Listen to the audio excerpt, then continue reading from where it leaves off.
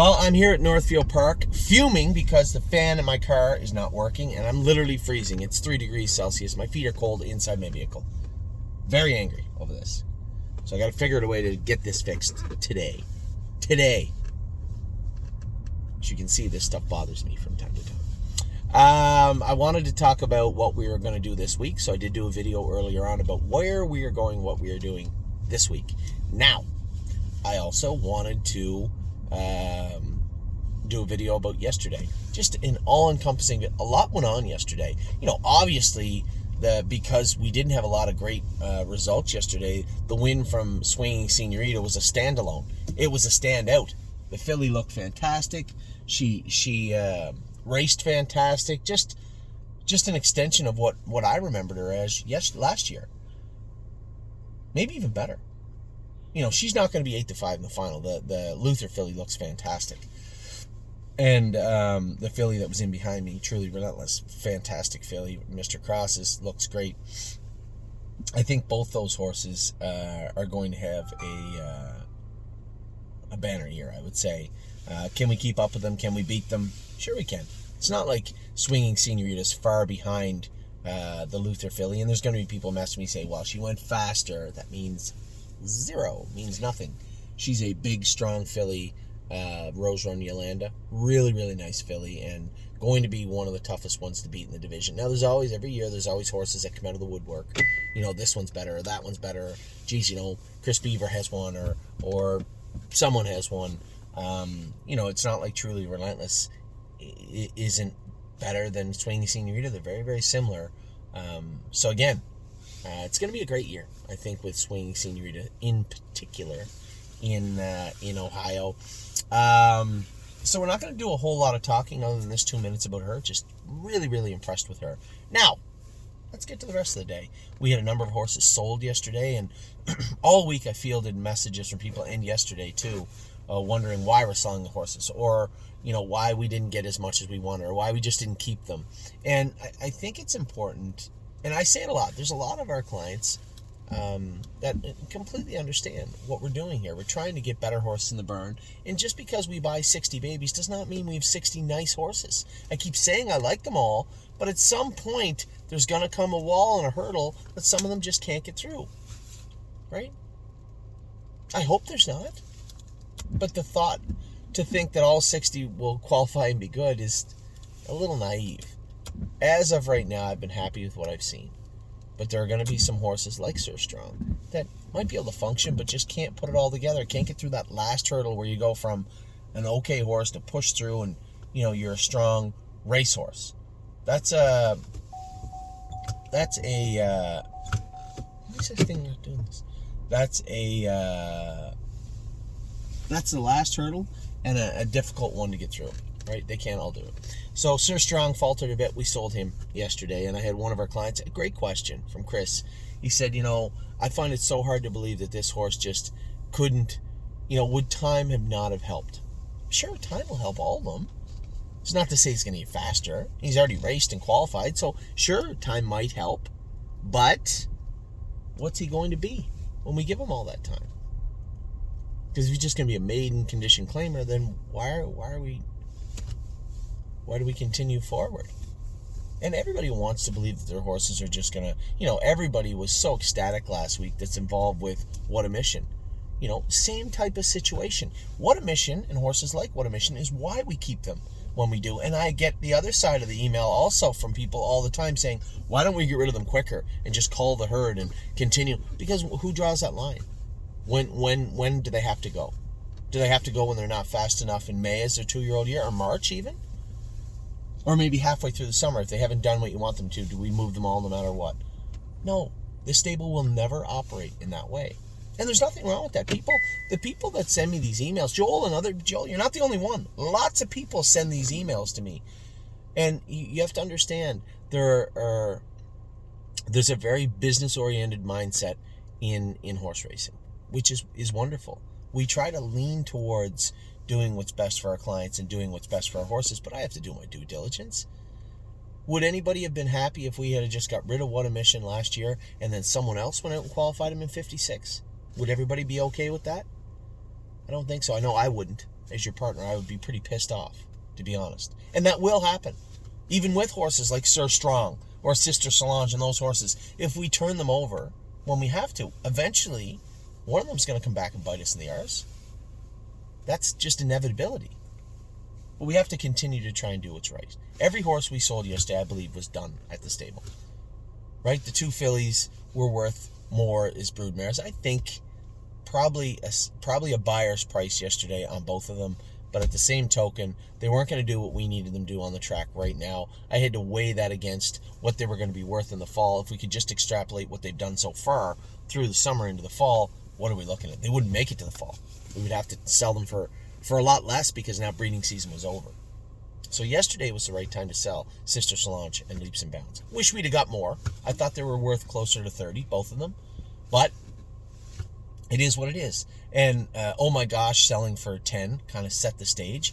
Landing Pad didn't even get a bid. Everybody has a 3-year-old that they don't need right now. They've trained them down. They've come to the same conclusions we have. These 3 just aren't fitting in. They got to go, right? And everyone has a horse like that. And it probably drives the price down. You know, I thought, oh my gosh, 15 or 16. Landing Pad, 12. And Sir Strong, because he's not qualified, probably around 10 or 11. Instead, we get 10, 9, and 9. But keeping those horses and continuing to pay bills on them will chew away at that 10, 9, and 9 real quick. So it is important that we move them. So I stand behind the horses that were all sold yesterday. Sister Solange, Leaps and Bounds, Landing Pad, Sir Strong, and oh my gosh, those horses needed to go. We picked up one that looks very good in Oakwood Cowboy. I just watched him jog this morning. We picked him up last night after Miami Valley. Jason and I took the filly down and raced her. And on the way home, stopped at Virgil Morgan's and picked up Oakwood Cowboy. So that worked out really well for us in that regard. Moving some horses on, picking up one. If we can get rid of 5 and pick up one really good one, I think it only strengthens the core of our barn along the way. My 2 cents. So as they raced yesterday, Sister Solange raced flat, moved. We had a claimer. Also, we had one claim from her. She's a Sassy Beach. I don't think anybody's going to miss Sassy. Just the way it was. We bought her. We had we had one win with her. A couple of okay races. She kind of slid a little bit her last couple. That will happen. But when okay horses slide a bit, they tend to look really bad. And yesterday, she didn't look that good. Megan thought she might have been a little bit sick. Somebody else's problem now. And then, as I said, Swinging Seniority race good, and we got the Mohawk. Now, it's important. I want to completely articulate Mohawk in the best way I can. I spoke to James after midnight last night for quite a bit, maybe 10 minutes, about the 3 horses. He said all 3 of them were god awful. That's important. 1, he's right. 2, all 3 were the exact same. They all scoped good. No blood, little bit of allergy mucus, but quite frankly, if we scoped those 3 horses coming out of the test barn after a win, you might see the same scope. So it's not from their lungs, it's not from their airway. I find it extremely hard to believe that all 3 could have tied up. But there is something going around right now. The GGTs are jumping on horses here in Ohio. We qualified Tactical Mounds in 55 and 4, and then her GGT was almost 3 times the normal limit the next day. Now that GGT, it's so frustrating. When I say it out loud, there's a voice in me that says, okay, so explain what a GGT is. I don't know how to explain it. It's reflective of a liver count. A liver that's itself frustrated. But why would it? On some horses, it seems to be more with mares when they come into season, when the heat comes. But I've spoke to lots of vets, and they can't really pin it down. It seems to be very subjective for horses. Some horses can go with it. It's hard to believe that Tactical Mounds qualified with a fine GGT level, and then the very next day, not even 24 hours later, her liver count was 3 times what it's supposed to be. I find that very hard to believe. So there's a horse that, for some reason, can go with an elevated GGT. And then you have other horses like Horn Player that just look 40% of what they are, strength and power-wise, with an elevated GGT. And I can't explain that to you either. All I know is that we can treat it. It takes a little time, lots of fluids, some lipotropes, And then the pills that we had bought worked good last year. I thought they worked as good as anything. I ordered 26 boxes of them for the horses. At that time, I thought we only had a couple. Now we have 3 or 4 in Ohio. I would wager good money we have no less than 5 in Ontario. It's really, really frustrating to know that the horse scoped well and raced that bad. But at the same time, it's important and telling in the sense that all 3 of them, mechanically, James said White Tiger was trotting great. He said, Kemp, yeah, he goes, you always on the track a little left-handed. I know I got a wonderful email from somebody last night saying, look to me like Unbeatable Kemp was a little off left-hand. Unbeatable Kemp's been off left-hand since he was a fetus, I think. He has never raced, not one time in his life, he wasn't off left-hand. He got a little sesamoiditis behind. He protects it a little bit. That's just Kemp. His knees bother him quite a bit. But last night, none of that was mechanical. When's the last time you saw Unbeatable Kemp walk like that and not bleed? A couple of times when he was young, we saw him walk like that. We scoped him and he was full of blood. Didn't have a drop of blood in him last night. When's the last time you saw Unbeatable Kemp race like that and not bleed? Never is the answer. Not one time. There's only so many things that can make a horse look that poorly on the end of the mile. Yeah, the track was bad, but it was bad for everybody. It was bad for everyone. Yes, the flip-flops played a role, but they looked like there was a significant power outage last night. So, I suspect when we get their blood work back today, you are going to see a elevated GGT on the horses. I hope it's not that high that we can't treat it kind of quickly. But we'll see. So our plan and our goal will be, hopefully, that we get the blood backwards. And we've already started treating them anyway for it. Now the pills that I had ordered are not here yet. Hopefully they're here tomorrow. I can bring those home also. We can start them on that. This isn't something we can't treat, but it is something we have to get on top of really, really quick. So that's the takeaway from last night. I think I left that up to James. Mechanically, he said they were all acceptable. You know, Kemp could be better. You know, he's going through a rough patch that way. He could be better, but he wasn't horrible, except he was horrible in the sense that he raced horrible.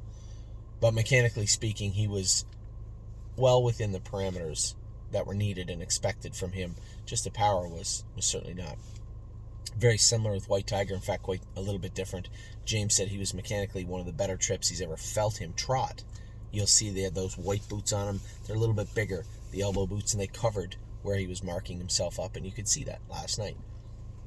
Just again, massive power outage on the end of it. And Locatelli wasn't as bad, but that was the trip that he won. That trip, if you go back and watch the win in 150 in a piece in January, I think in Woodbine, it was that trip, and if I'm not mistaken, behind that horse, popped out and won the race. Instead of popping out winning the race, the last over a quarter of a mile, you could see here start to get separation from Locatelli in the far turn, and then he just fizzled away, finished 5th. Not very Locatelli-like. So, as I said, all 3 scopes come back good, so that's a start. You don't have to worry about damage control on a number of fronts, but we do have to worry about getting this under control. Now, I don't have any confirmation the liver counts are high, but I would bet, I'm not going to say any one of my fingers and toes, I would bet the little toe. I don't think that one's very, very useful. I would bet the little toe that at least one, if not all, of their GGTs were elevated, and hopefully just slightly. We'll see. So that's where we're at right now with yesterday. One highlight, a bunch of horses that we don't need that were moved out, which is good. And some horses that were a little flat, not a little, a lot flat, but we can work with that. We can work on that.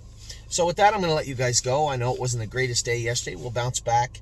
It's always something, right? Always something. Tomorrow's a new day. Today's a new day. We have Columbus racing tonight. We have a slew of horses racing tomorrow. And then I'm going to head home. I'm going to head home Wednesday night. I'm going to get home very late, maybe 2 or 3 o'clock in the morning. It's Amy's birthday on Thursday. We had nothing to do except for qualify landing strip, and he's as easy to qualify. Anybody could qualify landing strip.